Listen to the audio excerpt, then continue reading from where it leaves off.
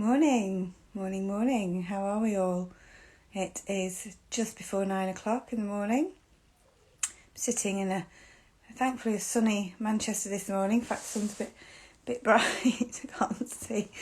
And I'm here for my new weekly spot of Woman of the Week. So hopefully Sandie will be coming on and joining me soon. So maybe if I just kind of share with you a little bit about why I've started this spot. I think I've become more and more interested in how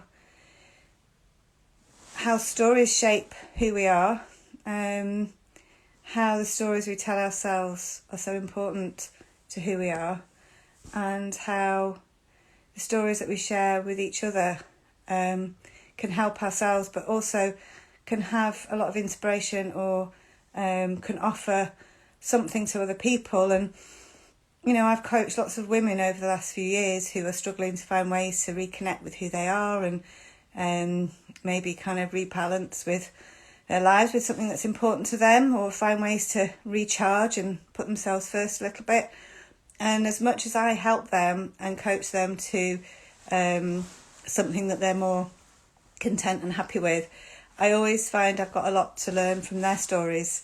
So they've kind of helped me as well in my journey. So I just wanted to offer up a space for women to share experiences and their stories, in the hope that it's it's therapeutic for them to share, and also it offers other people hopefully some inspiration and support for whatever they might be going through in their lives. So without further ado, I will introduce my first guest, because I can see she's just popped on now. So this is the wonderful Sandie, who has come through a lot of challenges in life and is very open and has become very wise because of it. And she's written her own book about her experiences, and I'll let her tell you more. So let me bring her on. View request, yeah. Go live, yeah. The technology will be kind to us today. Last week it was a little tricky, so let's see if she's going to join me. Hello, good morning. Good morning. How are you? I'm all right. How are you? I'm okay. I'm good. Lovely to see you. I'm loving the blue Oh, bow. thank you. It's bright and sunny here. I've got the sunshine in my eyes. If I go the other way, it won't work either. You look lovely. The sunshine. Bathed in celestial light. Yeah. I was just giving you a little introduction. I thought it might be funny just to actually share how we met. Yeah. Do you want to do that? Do you want to do that? I was thinking about that last night. Oh, yeah. Thinking about this morning. Close encounter. Me and Sandie met. We went on a retreat together. We didn't know each other. We met at Liverpool Airport because we both live in the northwest. So we met at Liverpool Airport and shared a flight to Marrakesh. And one of our first bonding experiences was we were booked into what was it? What was it called? Some kind of, what was it? Some kind of massage. Yeah, like a Moroccan massage, wasn't it? Yeah. And we didn't really know what we were letting ourselves in for. No. So it's two English girls. I mean, I don't know about you, but I don't like even getting topless at the beach. And we were ushered into this small, steamy room and instructed to take all our clothes off. Oh my God! We'd only met that morning, and the next thing we were naked together in this room, being scrubbed to an inch of our lives by some Moroccan woman. There was nothing. The lovely thing about it, though, was it was kind of like there was nothing really to let go of. It was like there was nothing to let go of. We had nothing on. It was like, you're in this now, girls. There's no hiding anything. So it was interesting. So that was awakening. Yeah, that was a bonding experience. It was. Yeah. Highest proportions. Yeah. And on that retreat, I got to hear about Sandie's journey and her story, and your book you were still kind of finalising your book, weren't you? What's the title of your book, Sandie? It's called Mum, Morphine and Me. Yeah, that's right. It is. I just thought there it is. Yeah. Something that I am proud of. It was a challenge of mine. It's something I wanted to do, and it's done. Yeah. It's reached that goal. Yeah. So what's your next have you set yourself anything else that you are aiming for or would like to achieve? Do you know what? It's funny about goals, isn't it? It's like, I think sometimes we have a set idea and we put so much pressure on ourselves. And I don't know about you, but I think it's so easy to become obsessed and controlling about what you think the outcome's going to be. So as much as I think it's great to have goals, and I definitely want to do more writing, you know, and there are things I want to do and the seeds there. But what I'm finding really interesting for me personally is just letting go of how I think it should be and doing it not because of an outcome, but doing it because it's who I am and, you know, what I feel is me, and just expressing myself, and what will come of it will come of it. Because I think oftentimes when you are too worried about an outcome, the pressure of that stops you doing the best job that you can do. So for me, that's where I'm at, and that's a challenge for me, is that surrender and pressure, which I think so many of us put on ourselves. Definitely. And I'm with you there. I have very kind of mixed feelings about goals, and you'd think as a coach I'd be very goal focused. I say it's good to have a soft focus on your goals, in terms of have something to be working towards or something in mind to help you keep growing and developing, but not to be so obsessed and focused on it that you lose sight of everything else, or even forget to enjoy the process along the way. So I have kind of mixed feelings about it, because you cannot then feel like a failure if you've not achieved something, but you might have achieved something else. Oh, and it's not only that, it's like, I don't think you should let go of your goal. I think you definitely should have focus. I think that's a really good thing.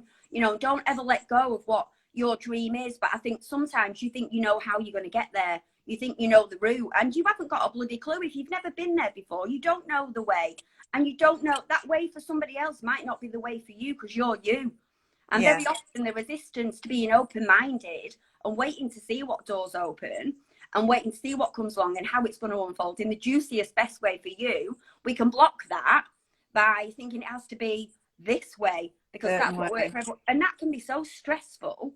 Because very often, like if I look to others too much and think, well, they got there this way, if I followed that, that could be quite painful for me, because I may not have all those contributions, their characters, and you know, and so that would be not an enjoyable journey for me. And I want my journey to be enjoyable, because let's be honest, most of the time we spend is in the journey.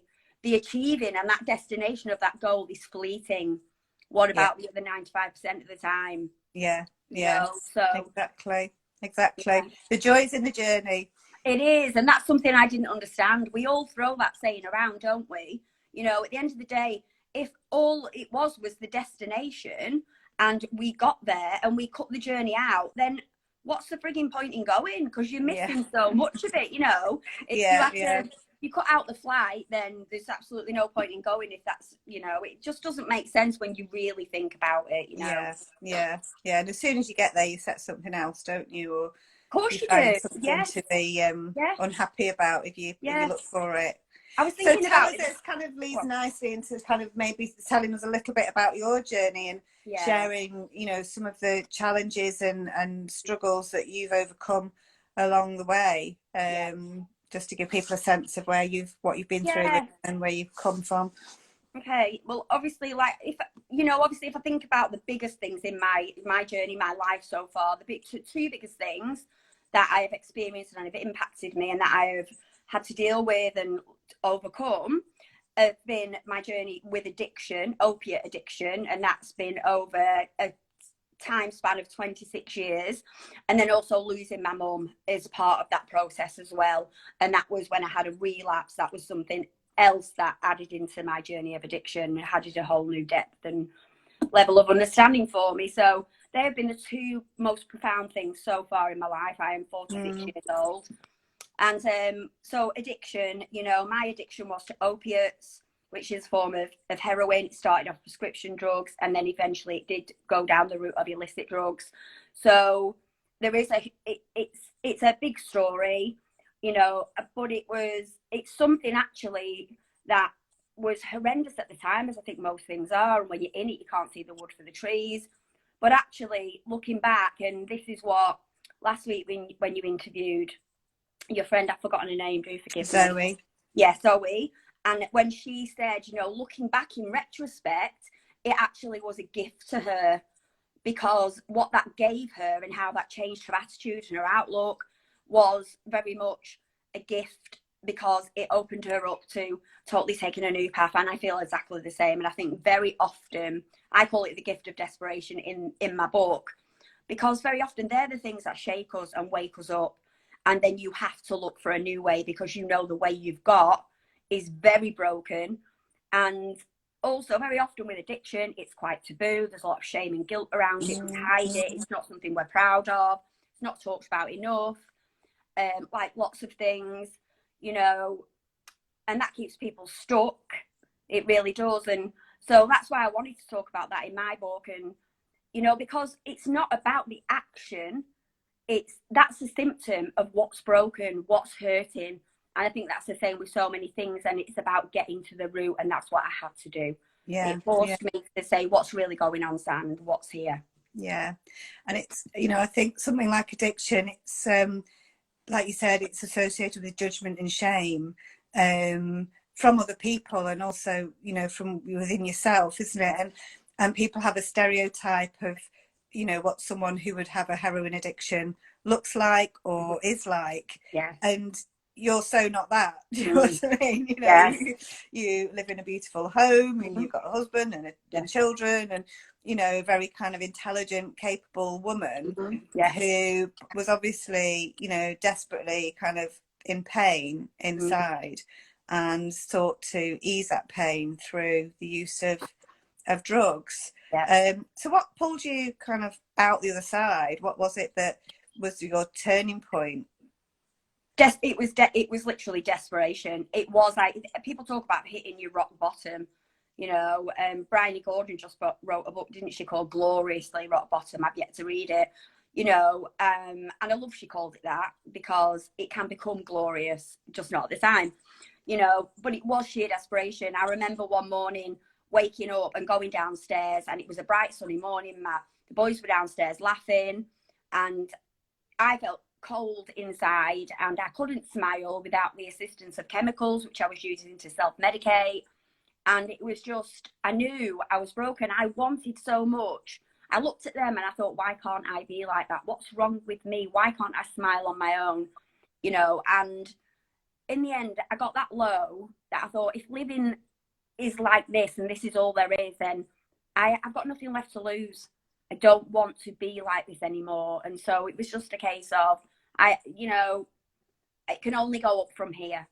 So sod it, and I'm just going to have to bite the bullet here and stand up and go, this is me. And that's exactly what I had to do. And trust me, that was the hardest thing I've ever had to do. I regretted it the second I'd done it. I remember the minute I did it, I had to get pissed out of my head. I couldn't have done it, you know, but I remember waking up the next morning thinking, shit, you know, that morning after the night before feeling when you think, oh my God, what did I say? But it needed to happen, and I'm so glad it did. So that was the breaking point, was that I cannot live with myself as this person anymore. Internally was turmoil, and I just couldn't do it. So you asked for help? Yeah, and I didn't know what the help would be. I didn't specifically ask for help. I just cried out at the top of my lungs, I am totally struggling. I am sinking. Somebody throw me a rubber ring. And I didn't know what that would look like, what shape, size, form, or anything. I hadn't even got that far. It was just like, this is the real me. Because the me I was portraying couldn't have been any further from who I was inside. And I think very often that can be the case. You know, we wear so many masks. We think we have to be so many people to so many others. So in the end of it, we lose sight of who the frig we are, and nobody else knows who we are. Yeah. So it's so confusing. So in the end, just like, oh my God, well, actually, this is the real me. And I think everyone was so shocked, because, as you just said, I don't look like a typical, what you expect an addict to look like. And so many people have said that to me since, you know, but what does an addict look like? It's about how does an addict feel, and it can touch anybody. Well, if you're my kind of age, the first, I suppose the first image you had of a drug addict would be on Grange Hill, you know, Zammo. Yeah. Say no. Yeah. We all have our own like slumped in a car park, you know, taking drugs, and you know, and you managed to hide it from your husband, from everybody. Everybody. Nobody. It was a secret. And I think because it was such a gradual process, because it began on prescription drugs and it wasn't a choice, I just slipped into it, because even then I was struggling. And very soon, you know, with the effects of taking what I first took, which was 2 strong painkillers. Yeah. That's how it began for me. And realising that that feeling could take me out of myself, or I didn't feel quite as bad. Well, that was the start, you know, because it gave me an out from feeling and actually dealing with what was going on. So yeah, and because it was gradual and I upped things, because it's never enough. My tolerance level was very high, and I got very good at, you know, I was going to use the word deceiving, but it wasn't necessarily deceiving. It was just, it was what it was. But it was a secret, and it was something I was ashamed of. I knew it wasn't right, but I didn't know how to mend it. And because of, I knew there'd be a stigma around it, especially from someone like me who came across as so well together. So many people looked to be there for them and hold things together. I felt I was the one that couldn't fall apart. Who did I turn to? Where does the strong one go to? Yeah. And I think that's so true for many of us women, that we feel like we wear all these masks. We have to show up as a strong one. We can't ask for help. But actually, we're all these different things to all these different people, and we don't know who I am anymore. You know, what do I want? What do I need? Who am I? Yes. Can I even ask for help? Because I'm meant to be the strong one. I'm the one who holds all the shit together. But I don't feel like I can do it anymore. You know, and I think, I mean, the women I speak to, not to the extreme that you've been to, but in a lesser way, they're not, you know, they're not suffering with drug addiction, but those themes of, you know, I'm all of these things to all these different people. I'm the strong one. No one would really know like what's going on inside. That comes across a lot. And what would you say is the kind of, you know, and I suppose recovery, it's not a linear process, is it? It's, you know, all squiggly and up and down, like any change, and changing habits and changing kind of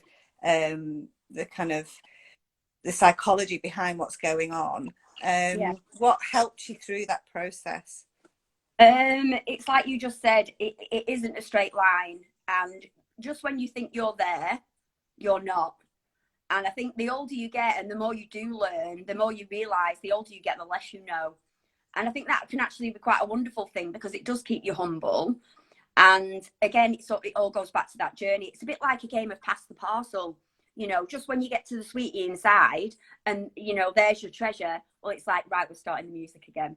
Because you're always learning about yourself. We have so many layers. And so my journey has been like that also, you know, where at the beginning it was the hardest, because I had so much to learn about myself. I couldn't even tell you what my favourite song was when I went into recovery, because I was so busy making sure I knew everybody else, but then my needs were forgotten and I didn't even know what they were. So it was a total starting from scratch. It was a blank canvas, which can actually be really lovely, because what it's given me is freedom to explore myself now, because it very much was done publicly. And I thought, well, do you know what? Yeah, it's been very public, especially my relapse, which at first I was horrified, mortified of, having to turn up at my mum's funeral with everyone looking at me thinking, oh, well, she did a year clean, and oh, she's how the mighty fall, you know.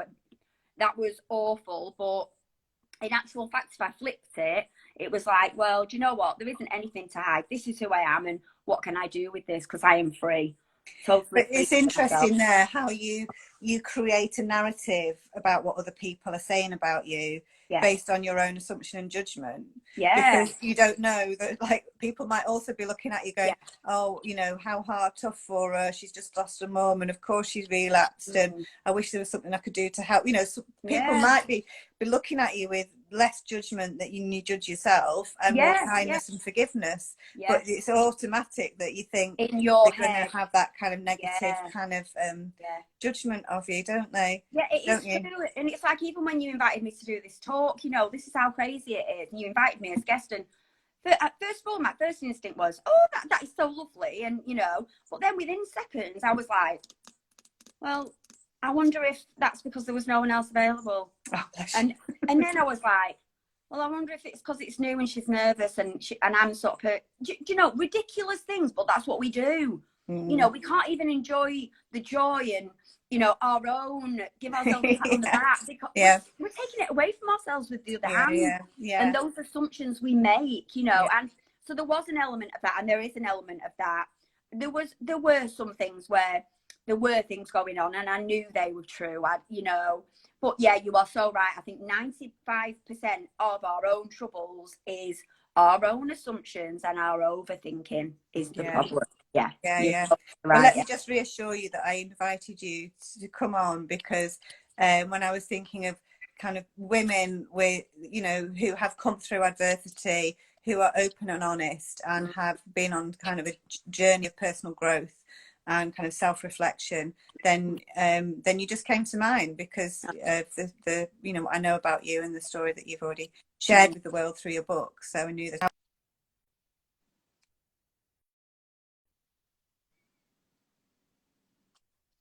an issue, I hope, for you to kind of share on a platform like this. I'm getting loads of messages through it. So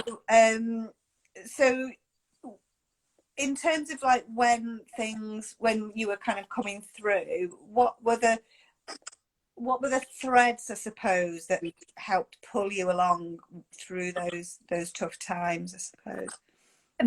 There was a mixture of things. Obviously rehab I needed to go into. At first my addiction was so high, medication had to be a part of that.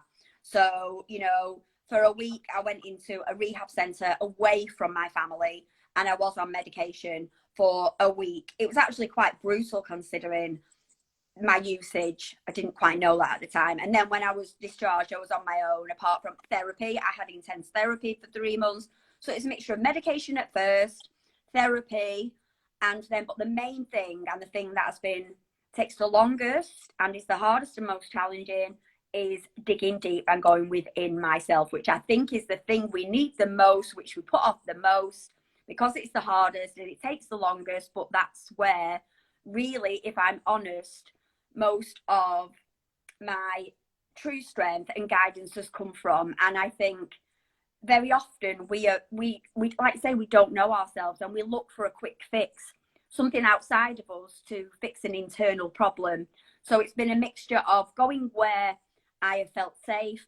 Yeah, I've had to get new friends and mix in different circles, very much start thinking differently. And it's been a process of letting go of who I think I should be and stepping into who I am, and being brave enough to do that, being actually brave enough to go, well, actually, this is me, and I am allowed to make a choice. And if that doesn't feel right to me, I'm allowed to say no without having to explain myself.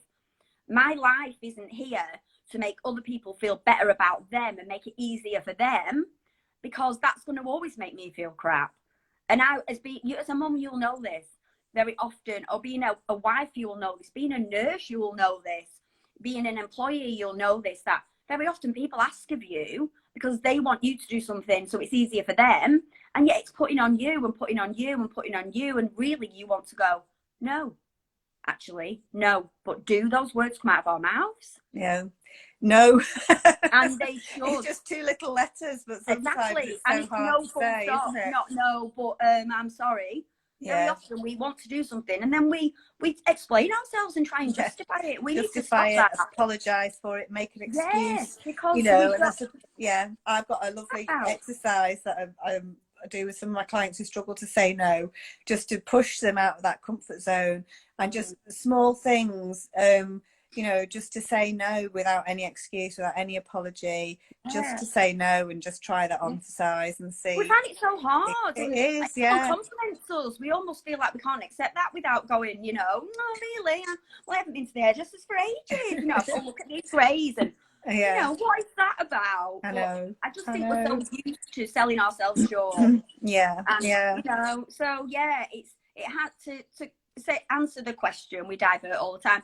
Like I say, it has very much been a mixture of lots of different things, and it continues to be a mixture of lots of different things, because it's all about, you just mentioned your comfort zone, and even when you're growing, all of a sudden then you get comfortable in a new group or a new situation, but then you're being pushed to grow from that and then try new things and step out there. And like that's why I admire what you're doing now, because it's kind of like we are part of a group that we're both in, aren't we? But then to step out and do something in your own right, well, that takes guts, that takes challenge, because suddenly you're becoming a voice in your own right, because you've got so much to offer, Amy, and you've got so much wealth and experience. Like you say, you know my story, I know yours, and just how much you've come through and how much you've, you know, been in your head about these things. And we all go through it. And I think as women particularly, you know, it's so wonderful to see women stepping up and going, do you know what, I've got so much to offer as well, and I'm going to share it, because, you know, I know there's so many people struggling, and we are here to share stories. There's great power in that. That's it. I just think if we could all share with each other and just kind of be a bit more kind of unapologetically me, we are, or you, and lift each other up.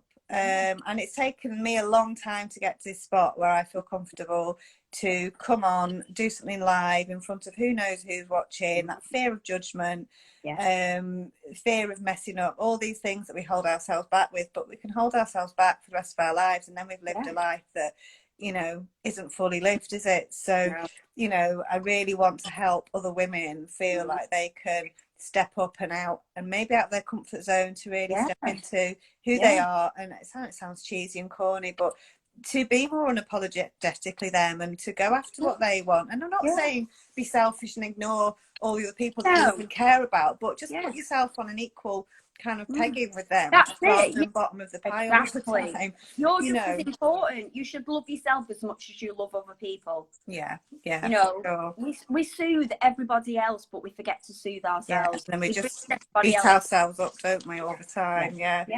I'm just mindful of time. We've only got kind of 4 or 5 minutes left, and we could probably do this for about an hour, couldn't we? We've got so much to talk about. So I suppose, you know, we've touched on some quite sensitive subjects, and if anyone was listening that is in that place, in that dark place, in that place of, you know, struggling with addiction, struggling to kind of really kind of come through that, what would you like to say to them, or what message would you offer to them?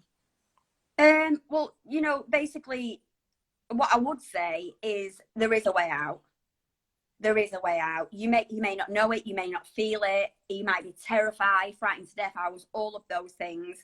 And, you know, but if at the end of the day, I want to change this word vulnerable, and actually for people to know that that makes you so strong, so strong. There is great strength in it, and that's the starting point. Getting it wrong is the start of getting it right. And there is hope. Go where you feel safe. Go to someone you feel safe and just blurt it out. Worry about the rest later. It's the first step. And the first step is the most important one. Thank you. And what are you excited for the future, Sandie? What's getting you kind of going and kind of up in the morning and getting you kind of all zizzy and zesty? The nice thing for me now at the moment is, number one, I can get up without having to think about, like you say, my whole day has to be planned around drugs and, you know, uplifting me. So it's actually nice. There's a saying by Wim Hof, and he says, get high off your own supply.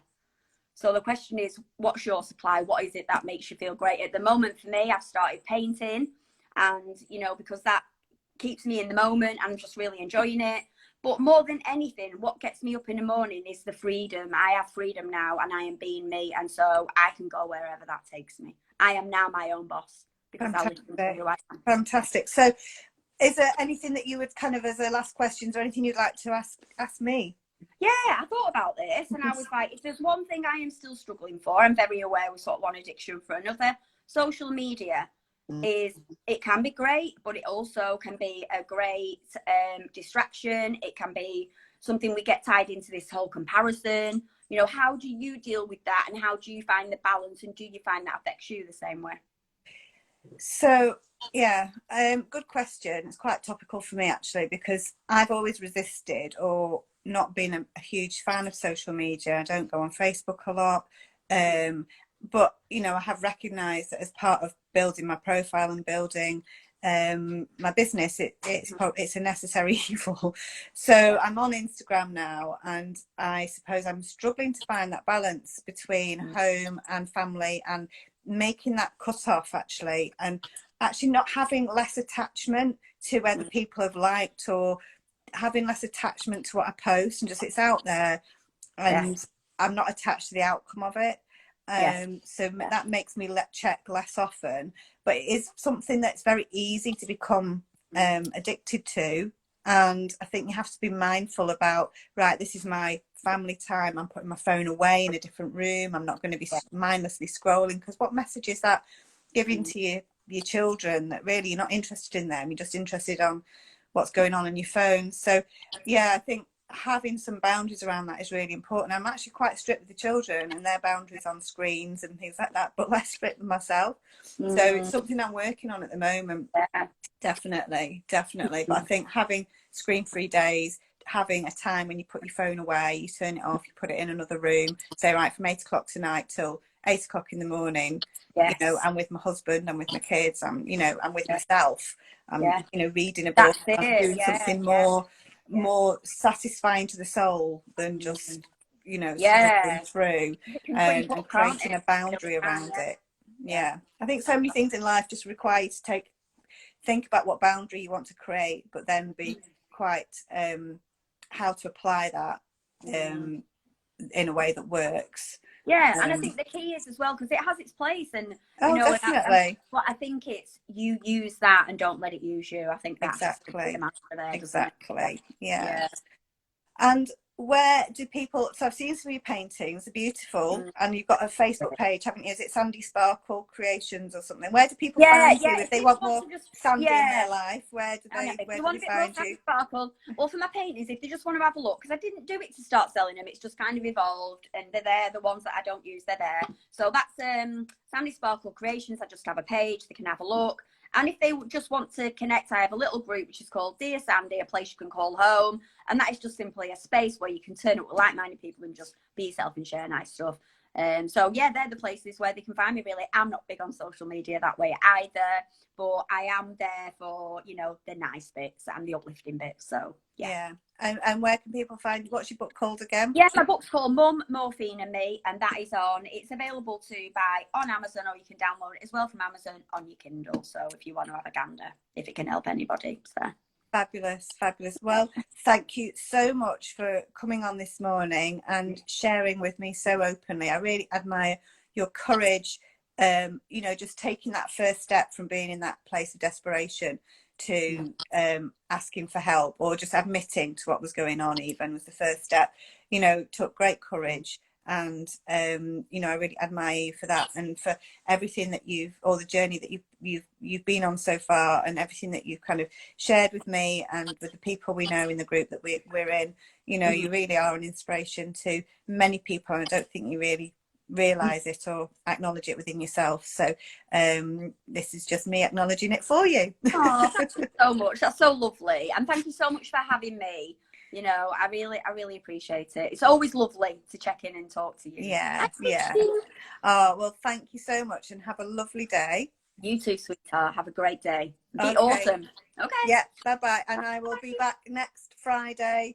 With, who am I with next Friday? I think it's with Julie. I will introduce her on Instagram. I will look forward to that. Another inspirational lady. Yeah. So look forward to speaking to her next Friday. Okay. Great stuff. All right, sweetie. See you soon. Bye, everybody. Bye.